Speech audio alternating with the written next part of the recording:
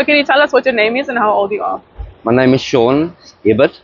I'm 52 years old. Okay. And where are you originally from? I'm originally from Cape Town, but I stayed with my brother in Saldanha Bay on the west coast for 5 years. Yes. He's got emphysema, so I was looking after him there. Is this your brother over here? That's my brother, yeah. Okay. And how is it that you ended up here in Sea Point? We ended up here in the beginning of COVID. Yes. We lost everything, lost our jobs. Eventually basically lost everything. We lost our cars, we had to sell the cars, furniture.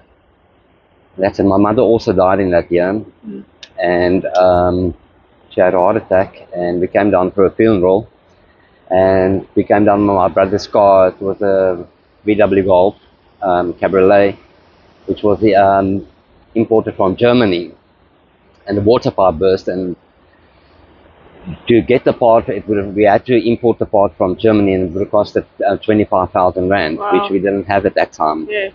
So eventually we had to sell the car. The car was worth, the book value was over 150,000. We eventually had to sell it for 17,000. Oh no. Okay. Yeah. And that's when you were in Cape Town already at that stage? That's right. And then we stayed in backpackers, which, 17,000 rand doesn't last you much, because everything was so expensive during COVID, especially in the beginning. Yeah. And then what happened? How did you end up on the streets then? What did that We ended with the money. We ran out of money. Yes. We moved. We came to Sea Point. There was 3 people staying opposite the Shell garage at the tennis courts, opposite the Sea Point police station. Okay. So eventually we were 4 tents then, and then eventually it just grew and grew and grew. At one stage we were over 100 people there. Oh, in the tent city opposite the Shell, yeah. So that was deconstructed quite recently, right? That's right, yes. And we stayed there basically for almost 5 years, 4 years. Okay. And then we got an eviction notice. Yes. Which we had to leave the property within a month. Yes. And then they came in February. They evicted us. There was a fire there, everything. The things got alight and things. We lost a lot of stuff, yeah. Was it like, did someone set that fire or what happened? We don't, somebody had to set the fire, because the fire couldn't just begin by itself. So, yeah. But we got no clue who it was and why. And then we ended up back on the street. Okay, so how long have you then just been kind of around here now? We've been around here for almost 2 months now. Okay. And then what was the process like, the eviction process and the evacuation process? We got a notice in January that we had to be, they're giving us 30 days notice. Oh. And then they went to the High Court. The eviction order was done. They gave us another week until I think it was till the 7th of February, which we could stay there.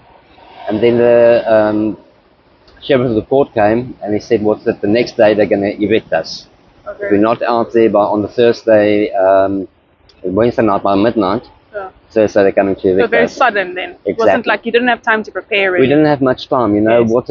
Basically the stuff that we had was stuff that was our valuables and that meant something to us, like stuff from my mother and friends and grandmother and stuff like that, and we basically lost everything. What happened to that stuff? Did they just take it away, or? They took it away. My stuff is in storage, which they gave me 3 months at the law enforcement offices in Maitland. Okay. They got a storage facility there, which if I don't go and collect it within 3 months, they keep it.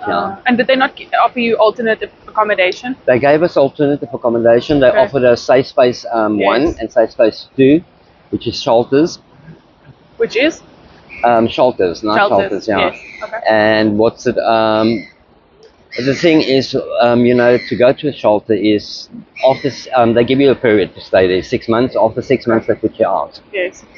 They made promises to us. They said, there's hot water facilities there. We're going to be in a room, my brother, myself, and his friend, his partner is going to be in a room together, which never finalized. My brother went to Safe Space. His friend went there, but they were split up in different dormitories. I went to Safe Space 1, which wasn't in the same building where he is, and I'm actually supposed to be near him because I've got all these details, and when he gets sick, so I can phone the ambulance. And so you look after him kind of thing. So you wanted to be close to him, and then they kind of separated you. That's correct, yes. Okay. And then Yeah, and what's it? So it's like I said, then after 6 months you're back out on the streets again. So what is the use to go into Yes. a shelter? So it's not a permanent solution. It's It's very not a temporary. permanent, yeah. Okay. So why did you leave that again? Just because you couldn't be together, or? We couldn't be together. Yeah, and my brother came out here and his friend, and then I followed them. Okay. I've been back here now. I've been in safe space for about 2 weeks. I've been here back here about 2 weeks now with him. And you're saying, what are the other reasons you left there? What was it like there? Well, at safe space, what's it? You've got certain times you got to be out at 8:30 in the mornings if Yes. you're sick or not. Even if you're sick, you got to go out. Okay. You got to be back by 8 at night in the evenings. If you're not in by 8, say 1 minute or 2 minutes later, don't open the gates for you. Okay. You're back out. You got to stay out on the street. You got to sleep out on the street. Of course, my brother was here. I had to stay over and sleep over for a few nights. And there, the policy is if you sleep out more than 2 nights, they put you out. Okay. Yeah. Why did you have to sleep out? Because he was sick. And he left, and then you. Yeah. You could. Okay.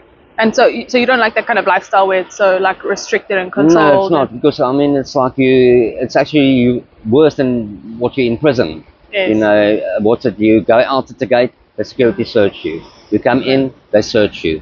They go through all your bags. They go do a body search, everything. Yeah. So it's not, there's no freedom. It feels like you're almost. If you go to if you go to the toilet there, they search you. Yes. You know, which is it's not real. And what's it like sleeping there and eating there and all of that? What's that?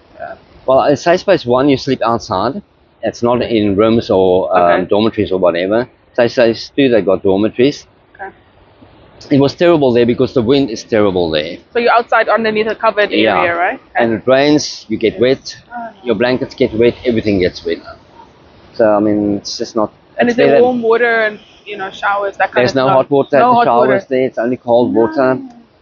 Safe space 2, they say there's hot water, but they only got one geyser for one bathroom, and there's over 100 people in there. So I mean, one geyser only lasts for about maybe help for 3 or 4 people to shower. And do they give you food and stuff as well? They give you food. What's that?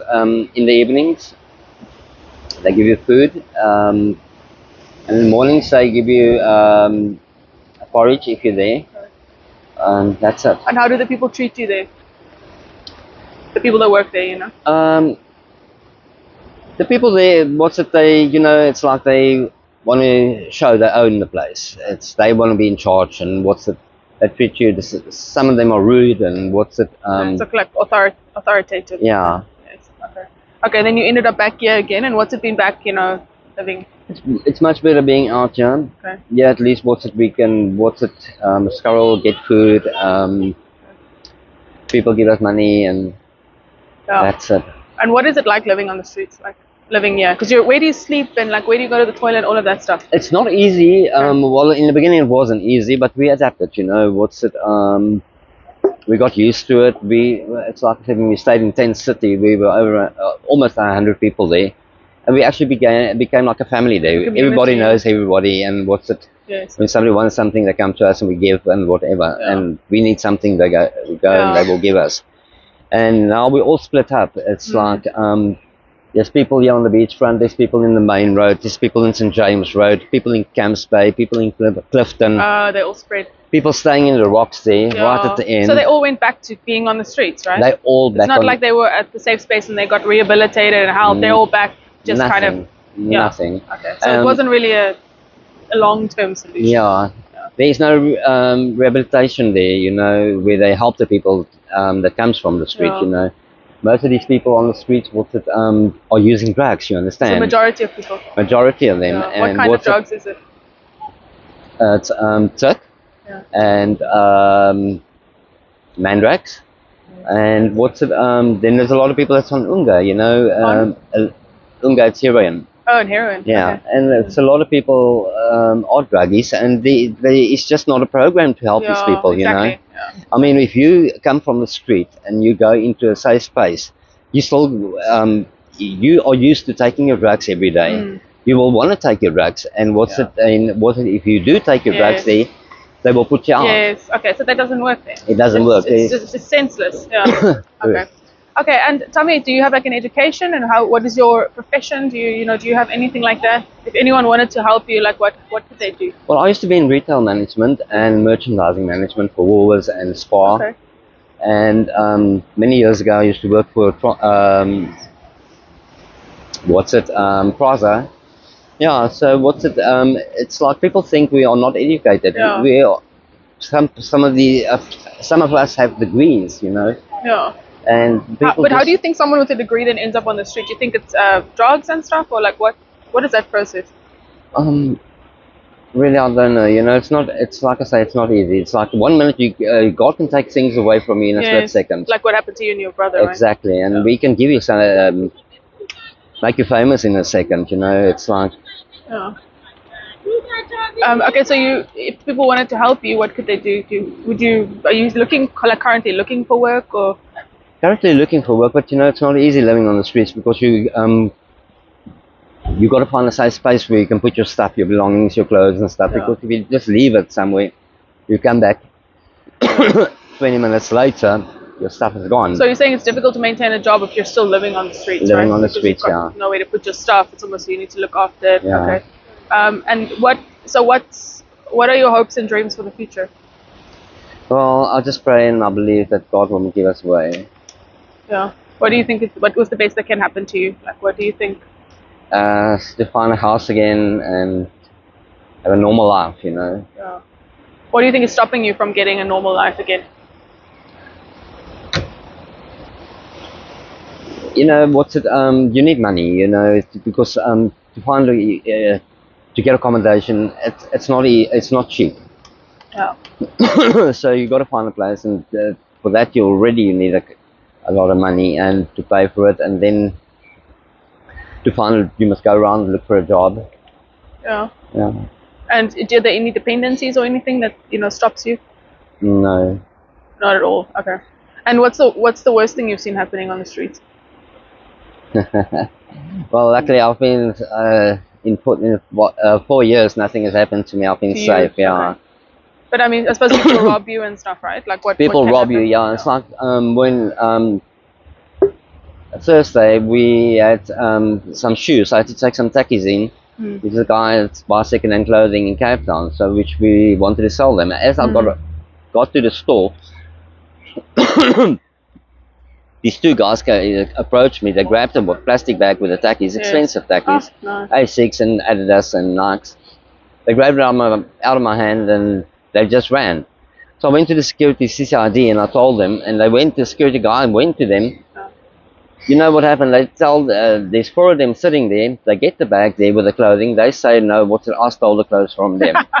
No. The security guard turns around and says, "No, you took the clothes from them. There's nothing I can do about it." Oh, okay.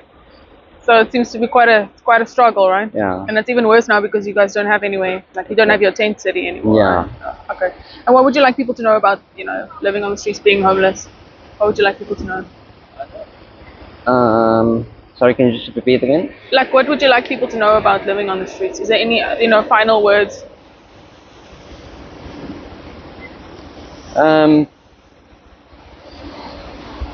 It's like I say, it's not easy, but people must just look at us in a different way and see us as human beings, because we are human beings. Don't treat us like vagrants and like we are nothing, because we don't have an ID. Our IDs got stolen and everything. Yeah.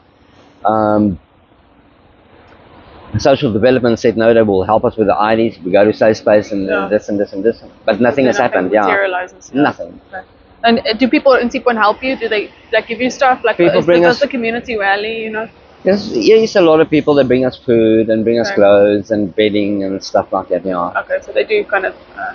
There's a bit of support then. That's fine. Yeah. Okay, thank you so much for talking to us. All of the best to you. Thank you.